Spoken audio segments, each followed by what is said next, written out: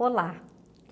A eutanásia sempre gerou muita polêmica no Brasil, pois inflama paixões de ambos os lados, porquanto aqueles que a defendem esgrimam com argumentos que são relevantes, todavia jamais decisivos, de forma a trazer segurança, inclusive jurídica, para sua prática. Não existe estatística real deste ato, porque hoje no Brasil a eutanásia é crime, podendo caracterizar o ilícito penal, caso um terceiro, médico ou familiar do doente terminal lhe dê a morte. Estaremos, portanto, diante de homicídio.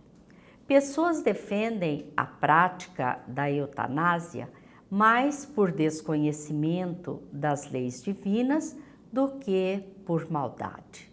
No entanto, será permitido ao homem destruir o que não pode criar? Vamos refletir à luz dos conceitos espíritas, conversando com Zenaide Aparecida Simões, palestrante espírita de Maringá. E depois da entrevista, vamos ver a mensagem do Momento Espírita. Olá, Zenaide. Primeiramente, nós te agradecemos por estar aqui conosco hoje e vamos conversar sobre a eutanásia. Qual é a posição do Espiritismo perante a eutanásia? Olá, Ivone. Para mim é sempre uma gratidão participar do programa Espiritismo Responde, trazendo a nossa contribuição. A posição do Espiritismo com relação à eutanásia é do sim à vida. Sim à vida contra o aborto, contra o suicídio e contra a eutanásia, que é uma campanha permanente da Federação Espírita Brasileira, que nos traz a sua contribuição no sentido de esclarecer a população quanto às consequências dessas atitudes infelizes. Em quais princípios está fundamentado o posicionamento do Espiritismo? Em alguns dos seus princípios, mas eu gostaria de reforçar um principal, que é a reencarnação. A reencarnação é o maior investimento realizado em favor de todos nós espíritos em processo evolutivo, em busca das nossas conquistas morais e intelectuais que irão nos conduzir à nossa destinação. Mas essa reencarnação, ela não ocorre de forma aleatória, não, ela tem toda uma preparação, todo um planejamento. É preciso reforçar que quando nós estamos na erraticidade, que é esse período entre uma reencarnação e outra, todos nós, de forma consciente ou de forma inconsciente, fazemos um balanço da nossa última experiência. Quando dizemos de forma inconsciente, é porque, de qualquer forma, nós trazemos em nossa intimidade todas as nossas experiências de vida na Terra. Nenhuma vírgula daquilo que fazemos fica perdido. Tudo isso fica registrado em nossa consciência. Então, como que por um automatismo, quando nos encontramos na dimensão espiritual, toda essa experiência vem à tona, nos levando a tirar conclusões, e isso vem a ser um balanço das nossas experiências. Quando mais amadurecidos, quando melhor compreendidos e entendidos, esse balanço, essa avaliação é feito num conjunto, ao lado daqueles que nos assessoram, que cuidam de nós, daqueles que nos querem bem, daqueles que são os nossos queridos e que estão no plano espiritual. Feito então esse balanço, essa avaliação, seguimos para uma etapa seguinte, que é o planejamento da nossa próxima experiência. E você poderia nos detalhar um pouco mais o que vem a ser esse planejamento reencarnatório, considerando que ele é de suma importância em nossa existência como ser espiritual, não é, Zenaide? Com certeza. Esse planejamento, como todo planejamento, ele não é inflexível. ele tem uma certa flexibilidade, e essa flexibilidade está na razão da nossa liberdade, do nosso livre arbítrio. Então, ele tem um espaço de movimentação, mas também ele está estabelecido em bases de sustentação e as principais que vão nortear a nossa vida aqui na Terra. A primeira delas seria o meio onde reencarnaremos. Em que ambiente reencarnaremos? Em que sociedade? Em que comunidade? Em que estado, país ou até mundo? Então, esse é o primeiro aspecto a ser analisado dentro das nossas necessidades, porque o que norteia esse planejamento será sempre as nossas necessidades, que é fruto da conclusão obtida a partir do balanço, da avaliação feita, se estabelece necessidades. Então, essas necessidades irão nortear o meio onde reencarnaremos. Que família nos receberá? Quem serão os nossos pais? Tudo isso já está previsto para a nossa próxima existência. O segundo aspecto, não menos importante, seria a profissão que iremos desempenhar, por uma questão bem lógica, porque na idade madura, na idade adulta, quando nós nos dispomos ao trabalho, quantas horas passamos no ambiente do trabalho? 8, 9, 10 horas dia. Então, esse tempo tão extenso, nós estamos em torno ou na convivência de muitas pessoas que farão diferença na nossa vida. Então, é um aspecto muito importante. E o terceiro desses aspectos que eu gostaria de colocar, é a família que constituiremos ou não. Mas, em média, constituímos família. Teremos, então, a nossa família e os nossos filhos. Esse é um ponto importantíssimo, porque é nesse ambiente da família que naturalmente desenvolvemos as nossas virtudes, como a tolerância, a paciência, a abnegação, a renúncia. É na convivência com aqueles que amamos que se torna um ambiente mais propício para o desenvolvimento das virtudes e também para o ressarcimento dos nossos compromissos passados. E o quarto e último que gostaria de trazer, fazendo parte desse planejamento, é a forma como retornaremos à pátria espiritual. É um pilar de suma importância na nossa programação. E é importante frisar que durante toda essa trajetória devidamente planejada, devidamente elaborada, sempre gerida pelas leis divinas, físicas e morais, toda essa trajetória tem o acompanhamento da espiritualidade. Nos mínimos detalhes de nossas vidas, nós estamos sendo amparados, orientados e conduzidos pelos amigos espirituais. Zenaide, você se referiu ao balanço, né, que nós fazemos e depois realizamos esse planejamento reencarnatório. O que é que determina as nossas escolhas neste planejamento? O que determina as nossas escolhas são exatamente as nossas necessidades e a nossa liberdade de fazer essa ou aquela escolha. Tanto que, como disse inicialmente, todo planejamento não é inflexível, existe uma flexibilidade.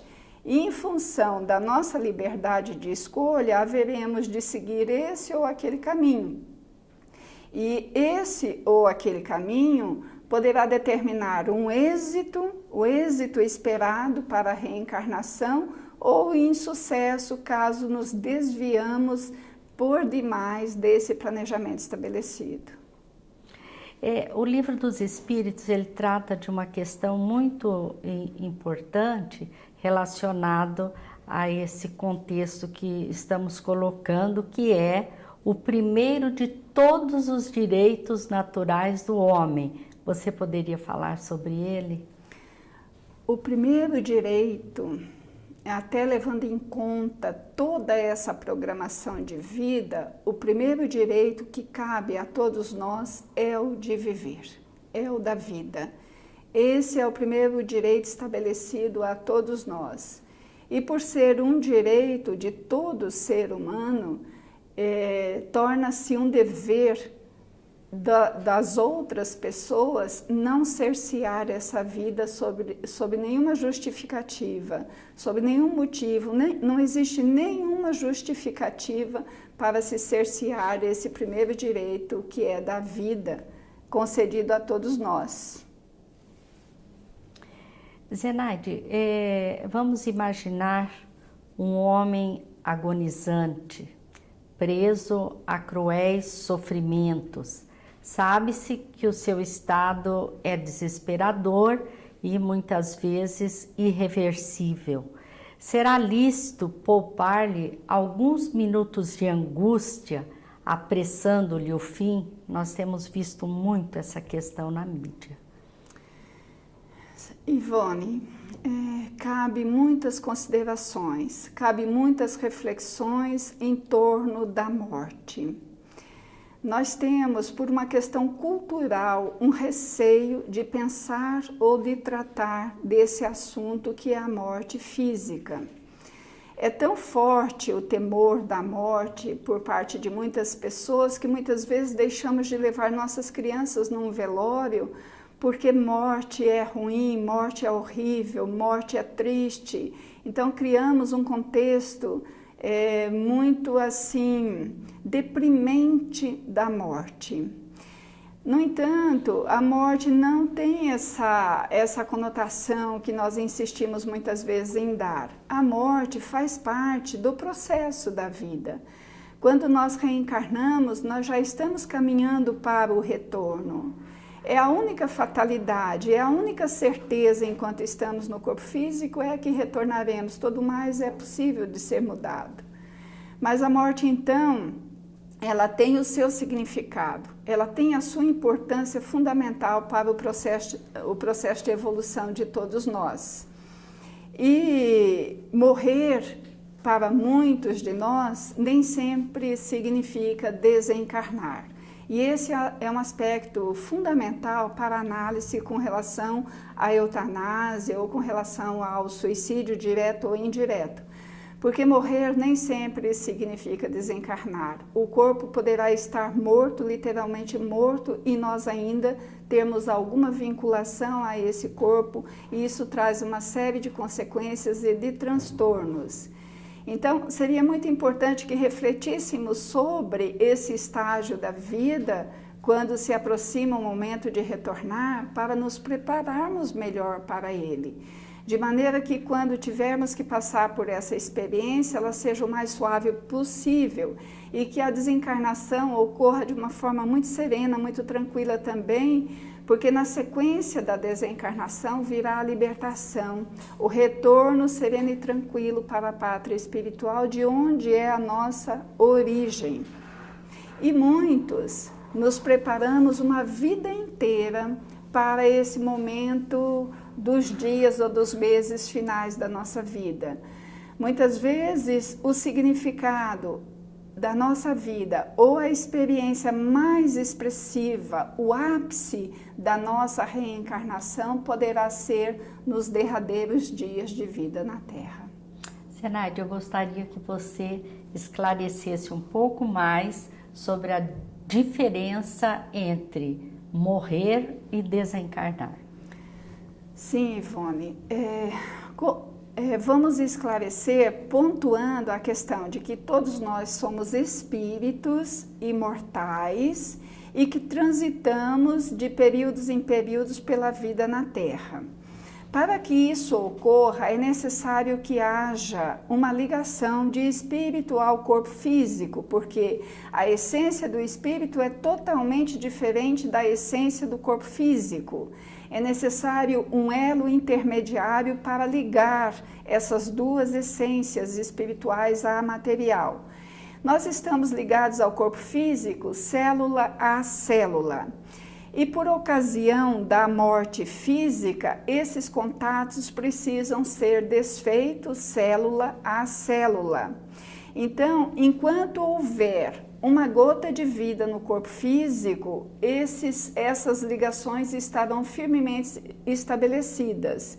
Então, quando antecipamos esse evento, não ocorreu com naturalidade esse desligamento do espírito da matéria. Então, o corpo está morto, mas não estamos desvencilhados da matéria, não estamos livres da matéria, ainda estaremos ligados à matéria. E esse é um processo mais ou menos doloroso, e esse é um aspecto importante a ser esclarecido, para que não venhamos a incorrer nesse equívoco de antecipar um processo que deverá ocorrer naturalmente.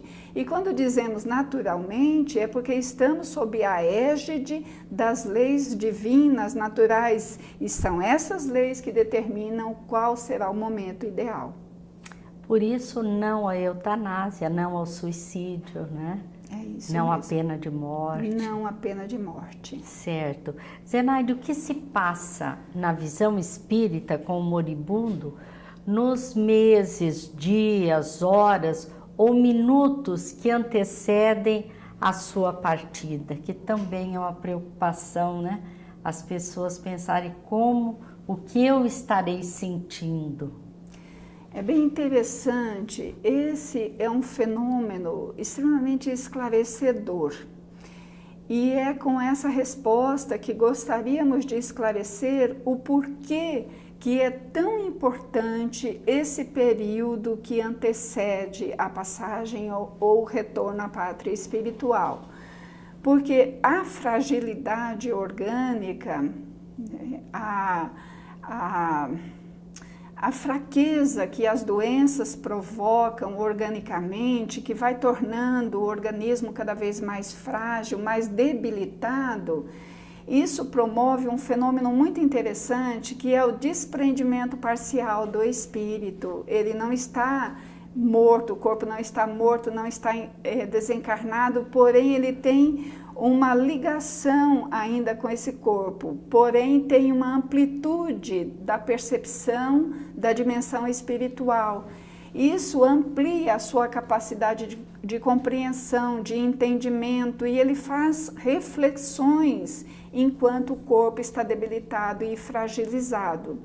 Essas reflexões podem levá-lo a tomar resoluções, decisões importantíssimas, que fará com que valha a pena a vida, como, por exemplo, uma reconciliação, um perdão, uma situação mal resolvida em que ele agora, nessas condições de reflexão, por um segundo, por um momento que Deus o permite recobrar a lucidez do corpo físico, possa aproveitar para pedir perdão a um ser onde provocou um sofrimento, onde provocou um amor adoecido, que agora está magoado, que está sofrido, e ele então tem a oportunidade dessa reparação.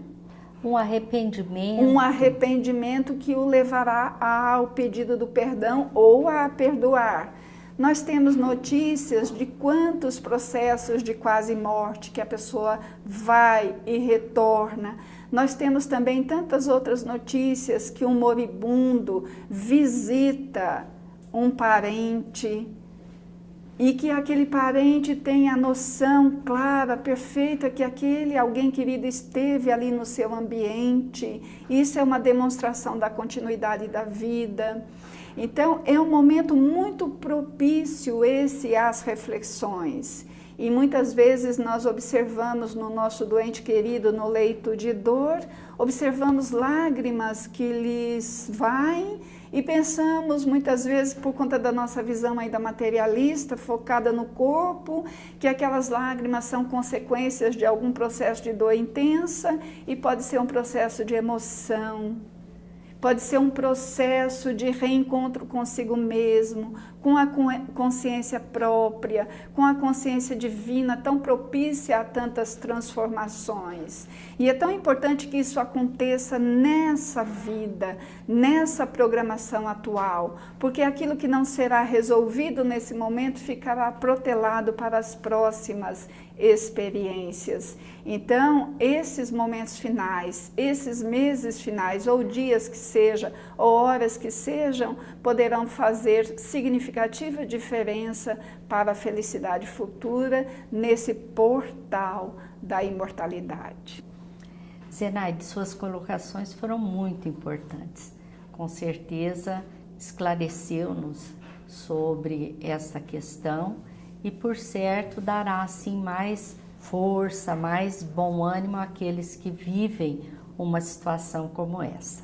Nós te agradecemos a participação, a sua predisposição a vir aqui estar conosco no dia de hoje. Eu é quem agradeço, Ivone, essa oportunidade de contribuir para o esclarecimento das pessoas com relação a um assunto tão importante quanto esse, a eutanásia. Muito obrigada. Nós agradecemos a todos vocês que estão nos assistindo. Vamos agora ver o Momento Espírita, que é um trabalho realizado pela Federação Espírita do Paraná. Muito obrigada a todos e fiquemos em paz.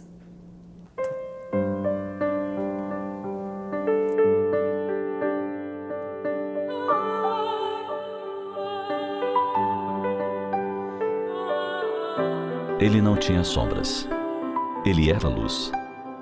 Veio para as trevas e as trevas não o reconheceram. Brilhou em meio à escuridão. Mas os que perceberam sua luminosidade nada mais desejaram senão apagar a luz que irradiava. Ele não tinha sombras porque era perfeito. Nenhum traço de inferioridade lhe manchava a personalidade. Antes que a Terra exalasse seu primeiro suspiro como um planeta propício à vida, ele já era. Por isso, muitos o julgaram o próprio incriado e o confundiram com a divindade. Mas ele, sempre correto, esclareceu desde o primeiro momento: eu vim para cumprir a vontade de meu Pai que está nos céus. Ele não tinha sombras, nenhuma culpa, nenhum senão lhe maculava o espírito. Por isso podia estabelecer o convite: vem e segue-me. Senhor do mundo, pastor de um rebanho de almas incultas, eivadas de erros e de viciações morais, veio para as conduzir. Contudo, nem todos lhe ouviram a voz, ou o desejaram seguir naqueles tempos. Por isso, ele prossegue com um insistente chamado, anunciando as bem-aventuranças do reino do Pai. Ele era a luz. Os que nada desejavam senão espalhar sua própria sombra, o perseguiram, levantando calúnias, engendrando maldade. Ele respondia com amor. Por onde passava, deixava pegadas luminosas, a fim de que os que viessem em pós, na fieira do tempo e das vidas, pudessem segui-lo. Quando o desejassem, quando lhe pudessem compreender a mensagem. Falando com a autoridade de quem faz o que recomenda, ele se dirigia aos espíritos perturbadores e infelizes, arrancando-os da insensatez. A sua era a mensagem da paz. A minha paz vos deixo, a minha paz vos dou. Senhor das estrelas, não amealhou bens perecíveis, antes preocupou-se em conquistar corações para o reino de Deus. A quem oferia, qual o sândalo que perfuma o machado que o agride, brindava com o aroma da sua paz. De tal forma isso impregnava a criatura que não mais o esquecia, e na poeira do tempo optava por se entregar a ele. Manso como as pombas, jamais se deixou vencer pelos violentos, a eles respondendo com a dignidade da sua conduta. Ao soldado que o esbofeteou em plena face, indagou sem medo: se disse algo equivocado, aponta meu erro, mas se nada disse errado, por que me bateste? E quando a hora soou, qual um cordeiro levado ao altar dos holocaustos, ele se entregou sem reagir. E sozinho enfrentou o juízo arbitrário dos pigmeus que detinham o poder tolo e temporário. Anás, Caifás, Pilatos.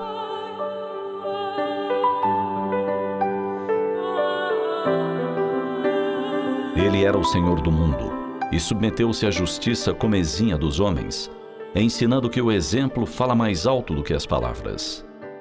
Ele era a luz. Até hoje ele brilha e espera. Espera que as suas ovelhas lhe atendam ao chamado, reconheçam a sua voz e descubram que com ele não mais haverá noite de solidão e amargura. Que com ele não haverá sede de justiça, porque ele é a água viva que descedenta para sempre. Com ele não haverá carências, pois ele é a plenitude. Ele é Jesus, o Filho de Deus, o bom pastor das nossas almas. Ele é o enviado, o Messias aguardado no tempo e anunciado por séculos na voz dos profetas. Ouçamo-lo, sigamo-lo. Ele é a luz, o caminho, a vida.